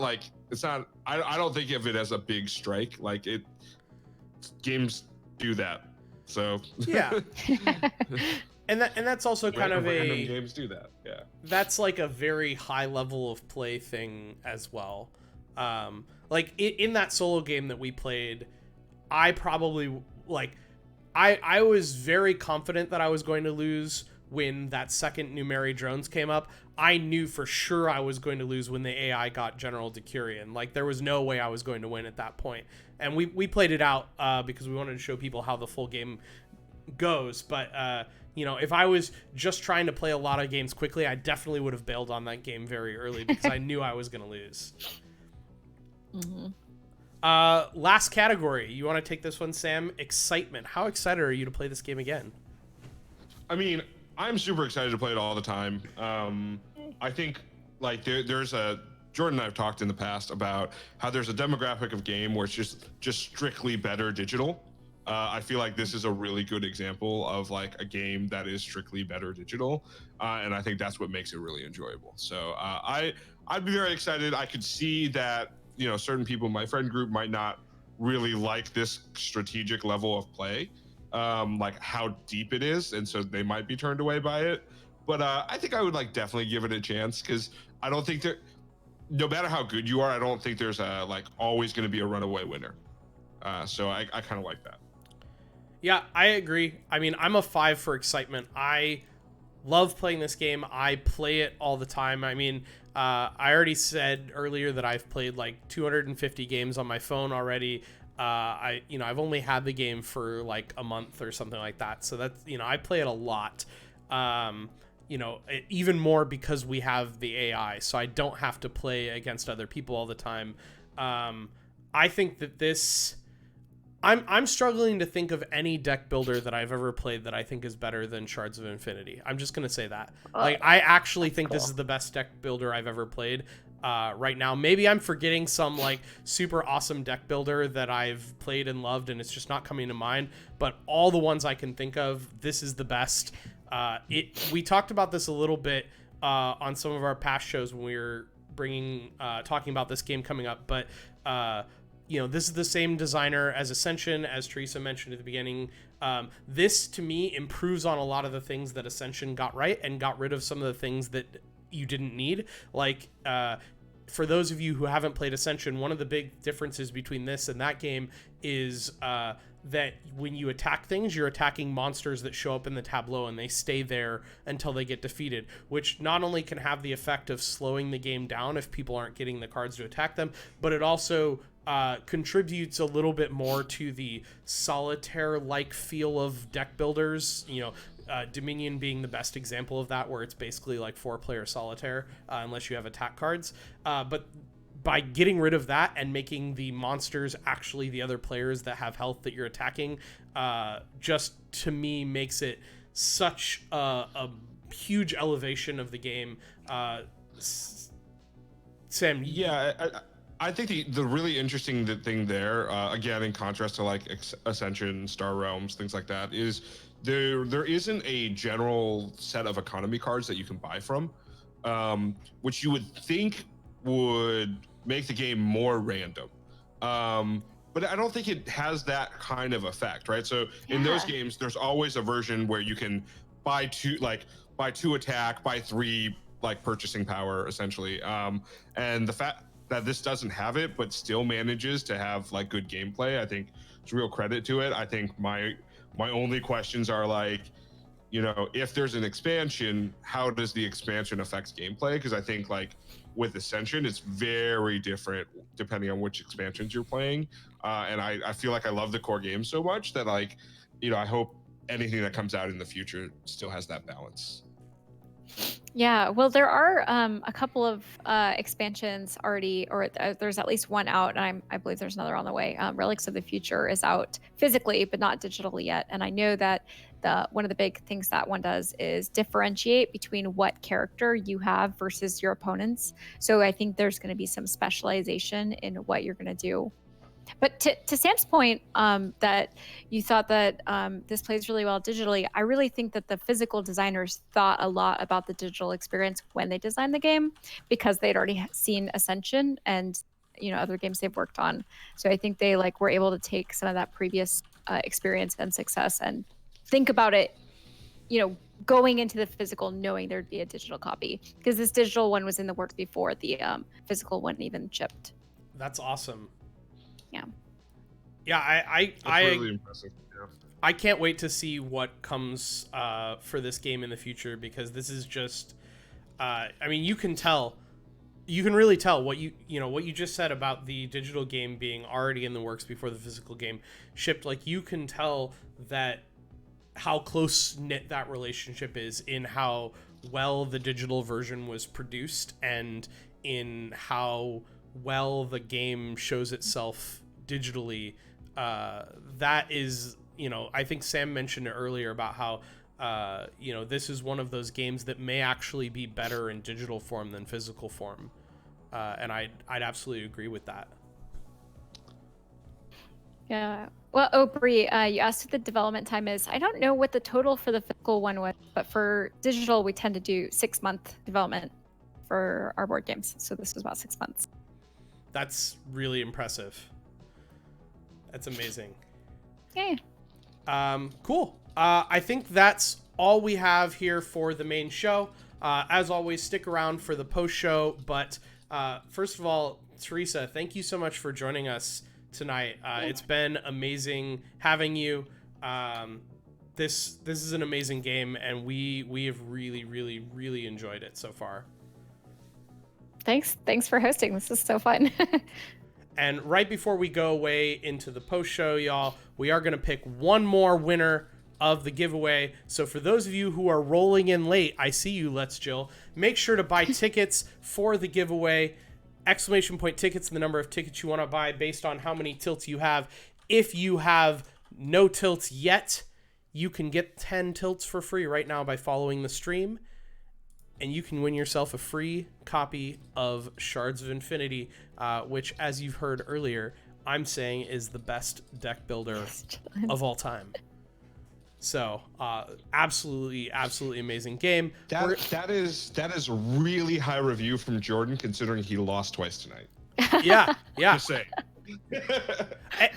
This is actually a recurring theme where there are certain games that have high enough strategic depth that me losing the game makes me want to play it more, because I want to figure out how to get better at it. That's just the kind of player that I am. And I lose this game all the time against the AI. Like, I have like a 40% win rate, as we said earlier, and I enjoy that. I enjoy the fact that I lose, and that every game is a coin flip. That's really, really amazing what you all have done with the AI. And this game also is like, the gameplay is so tight that it makes that possible, that you can create a game where the AI can be just as good as a human player. It's really, really impressive.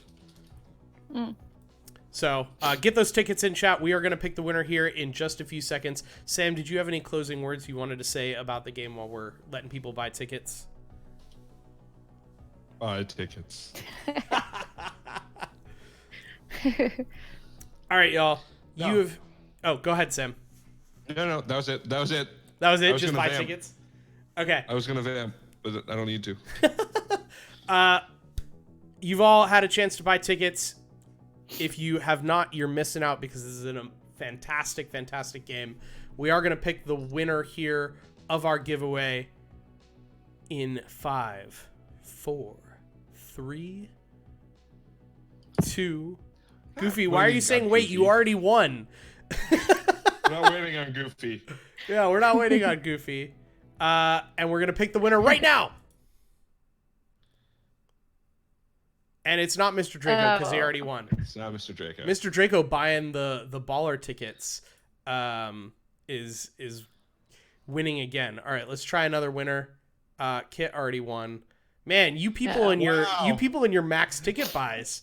Maybe we should change not the Goofy. command. Yeah, it's rigged. Wow. I know. All 3. I'm just going to keep clicking it until I get someone who hasn't already won because apparently they just bought all the tickets. K-Bots, maybe you could program our bot because Jordan's not doing a good job apparently. Yeah. No, all right, you definitely entered tickets. I'm gonna definitely entered tickets. I feel like I should just stop clicking, and we should just like, if I keep clicking, it's just gonna keep giving them wins because they're too powerful. This is clearly what's happening here. Can't you just remove the tickets from there? I can't actually. I don't know why. Hey, DJ. All right. So Sam won, but he actually donated his tickets to Kate. So Kate is the winner. Congratulations. That was hilarious. There were so many wins in there. Demand more socialism. So Kate, let us know if you want Steam, Android, or iOS. We can hook you up with any of those, and you can just contact Sam, and he can get you the key here in a bit. But that's what we have for you all tonight. So thank you all for joining us. Thank you again for Theresa and Temple Gates Games for making this game possible, making this stream possible, for hooking us up with all of these awesome game keys so that everyone can get a chance to check out this game. If you did not win, ! Gleam, go and check out our Gleam. I mistyped it in chat, but it's fine. Someone else can type it. We do have more ways to win going on right now. We're going to pick the winners for that on Friday. So go check that out, and we will see you all very, very soon. Thank you again for joining us this evening, and we'll be back for the post show right after this.